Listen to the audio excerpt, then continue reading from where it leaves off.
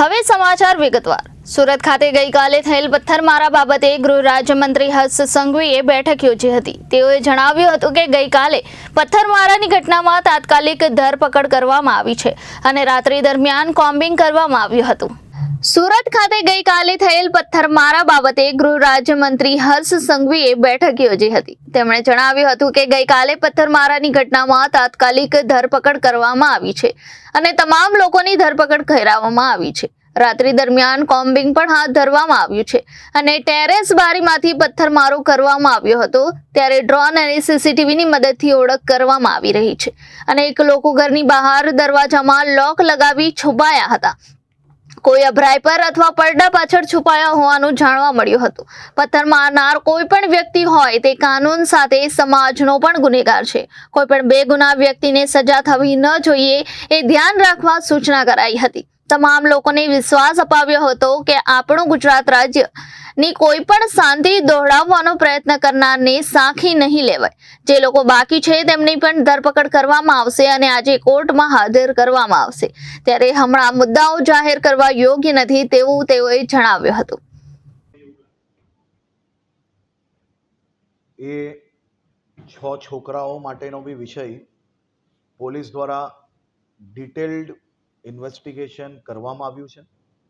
આજે કોર્ટમાં જ્યારે હાજર કરવાના છે તે પહેલાં જે તપાસનો વિષય છે એના મુદ્દાઓ હમણાં મારે ડિક્લેર કરવા એ યોગ્ય નથી। એ બાબતની સંપૂર્ણ માહિતી કોર્ટમાં જ્યારે આ સૌ આરોપીઓને લઈ જશે ત્યારે સરકારી વકીલ પોલીસ દ્વારા જે વિષયો મુકાયેલા છે એ સૌ લોકોના ધ્યાન પર આપવામાં આવશે, કારણ કે પહેલાથી આ વિષયો ડિક્લેર કરવા એ યોગ્ય નથી। મેં બહુ ક્લિયર કહ્યું છે કે કોઈ બી પથ્થર ફેંકનાર વ્યક્તિ એ માત્ર કાયદાકીય ગુનેગાર નથી, એ સૌથી મોટો સામાજિક ગુનેગાર છે। કોઈ બી સમાજ ના હોય, આની અંદર કોઈ બી પ્રકારની લાગણી, કોઈ બી પ્રકારનો દયા એ હોઈ જ ના શકે। પથ્થર ફેંકવું અને પથ્થર ફેંકવાનો વિચાર બી કઈ રીતે આવી શકે? મારી તો ખાસ કરીને સમાજને અપીલ છે કે આ પ્રકારના યુવાનોને સાચી દિશા આપવી જોઈએ। આપણી જવાબદારી છે। સમાજે જ્યારે વિવિધ ટ્રસ્ટોની અંદર, ચાહે મદરેસા હોય, ચાહે મસ્જિદ હોય, ચાહે મુસ્લિમ સમાજના વિવિધ અલગ અલગ સંગઠનોમાં જ્યારે આપણે સૌ લોકોને જવાબદારી આપી છે તો આપ સૌ લોકોની બી એક જવાબદારી છે કે યુવાનોને સાચા માર્ગે, અને કોઈક યુવાન જો ખોટા માર્ગે ભટક્યો હોય તો એને સમજાવવું જોઈએ। હું ફરી કહું છું, પથ્થર કોઈ બી જગ્યા પર ફેંકનાર કોઈ બી સમાજનો વ્યક્તિ હોય અમે છોડતા નથી।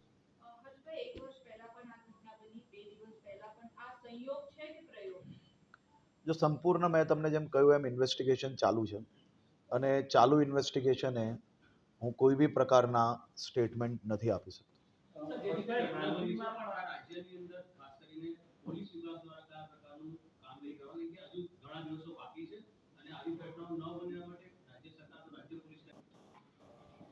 સૈયદપુરા વિસ્તારમાં ગણપતિ પંડાલમાં કાલે અસામાજિક તત્વો દ્વારા જે પથ્થરમારો કરવામાં આવ્યો હતો, સૌ લોકોને પોલીસ દ્વારા તાત્કાલિક ધરપકડ કરવામાં આવી હતી।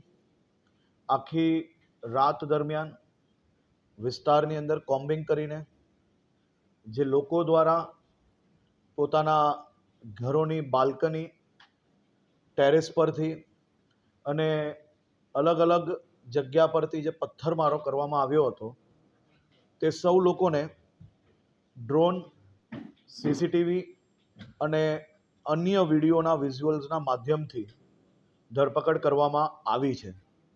ખાસ કરીને આખી રાત સુરત પોલીસની બધી જ ટીમો દ્વારા ખૂબ મહેનત કરીને આ તમામ લોકોને પકડવામાં આવ્યા છે। અનેક લોકો પોતાના ઘરની બહાર દરવાજામાં લોક લગાડીને અંદર છુપાયેલા હતા, કોઈક પડદાની પાછળ તો કોઈક ઉપર અભરાઈ પર બી છુપાયેલું પોલીસે પકડ્યું છે. આ બધા જ કિસ્સાને જોતા જોતા સાથે સુરત પોલીસને ખાસ સૂચન કરવામાં આવ્યું છે અને પોલીસ દ્વારા બી આ બાબતની ખૂબ જ ગંભીરતાપૂર્વક ધ્યાન આપવામાં આવ્યું છે કે પથ્થર મારનાર એ કોઈ બી વ્યક્તિ હોય એ માત્ર કાનૂની ગુનેગાર નથી, પરંતુ સમાજનો બી ખૂબ મોટો ગુનેગાર છે. પરંતુ એની સાથે સાથે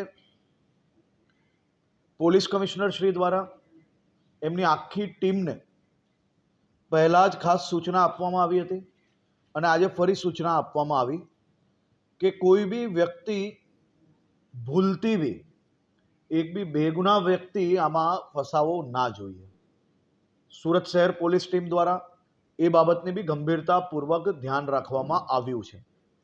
આજે તમામ સમાજના લોકોને અલગ અલગ ગ્રુપોમાં જે લોકો આવ્યા છે તે સૌ લોકોને મળ્યા છીએ અને સૌ લોકોને 100% વિશ્વાસ અપાવ્યો છે કે આપણું રાજ્ય ગુજરાત રાજ્ય, આપણું ગુજરાતે અને આપણા ગુજરાતે માત્ર ગુજરાતમાં જન્મેલા બાળકને જ નહીં, પરંતુ દેશના તમામ યુવાનો જેને પોતાના પરિવાર માટે સપના જોયા હોય, જેને પોતાના પરિવારને આગળ વધારવા માટે રાત દિવસ મહેનત કરવી હોય, એવા લાખો કરોડો યુવાઓને રોજગારી આપવાવાળું આપણું રાજ્ય, એમાં કોઈ બી પ્રકારની શાંતિ દોલવાની પ્રયત્ન કરનાર લોકોને સાખી ના લેવાય અને એ લોકો પર કડકમાં કડક પગલાં ભરવા એ ખૂબ જરૂરી છે.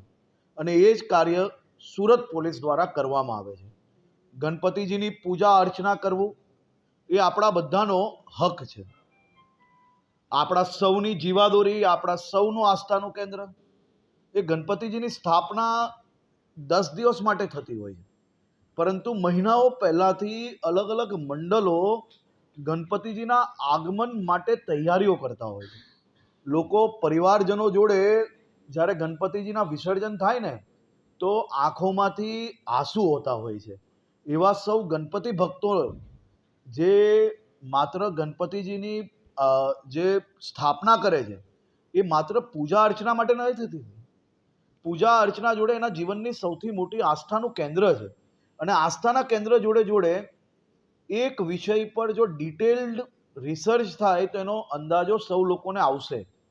ગણપતિજીના પંડાલ બાંધવાવાળા કયા સમાજના લોકો હોય છે એ ક્યારેય નથી જોવામાં આવતું. कल सूरत शहर में सैयदपुरा क्षेत्र में कुछ असामाजिक लोगों द्वारा गणपति जी के पंडाल में पत्थर फेंके गए. सूरत पुलिस द्वारा तात्कालिक अलग अलग टीमें बनवा के ये सभी आरोपियों को पकड़े गए. साथ ही में सूरत पुलिस द्वारा पूरी रात ये क्षेत्र में अलग अलग बिल्डिंगों में कॉम्बिंग किया गया. कई लोग पत्थर मार के अपने घर में ताला लगवा के, कोई पर्दे के पीछे तो कोई ऊपर कबाट के पीछे, कोई अलग अलग जगह पे छुपने की कोशिश की गई. सूरत पुलिस ने ये सभी असामाजिक लोगों को पकड़ने के लिए देर रात ताले भी तोड़े और सख्ताई से काम लेके सभी असामाजिक लोगों को पकड़ा गया है.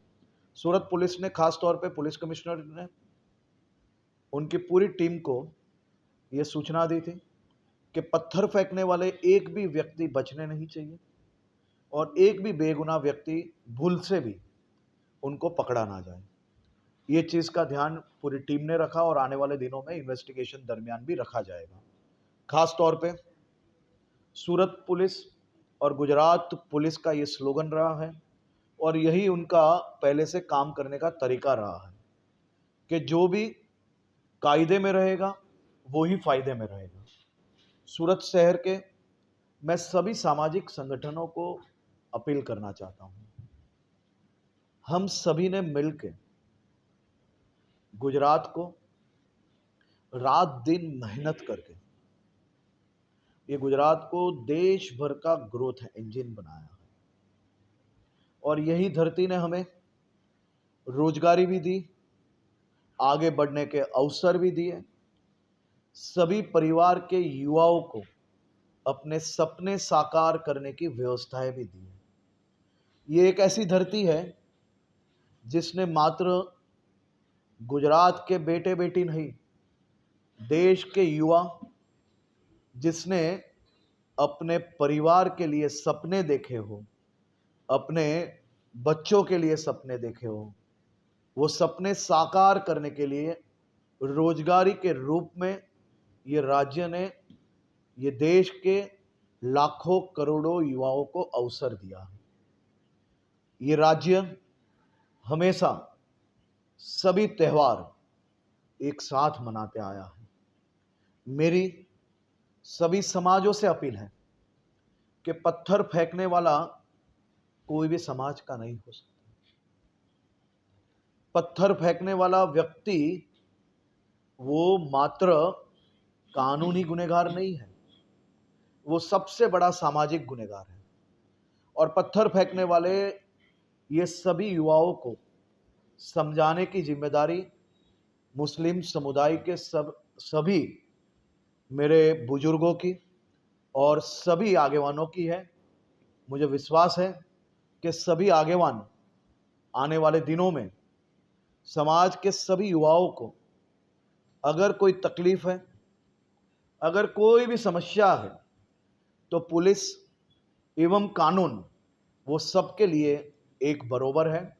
आप पुलिस का संपर्क कर सकते हो, लेकिन कानून हाथ में लोगे तो जरूर से सख्त कदम उठाए जाएंगे।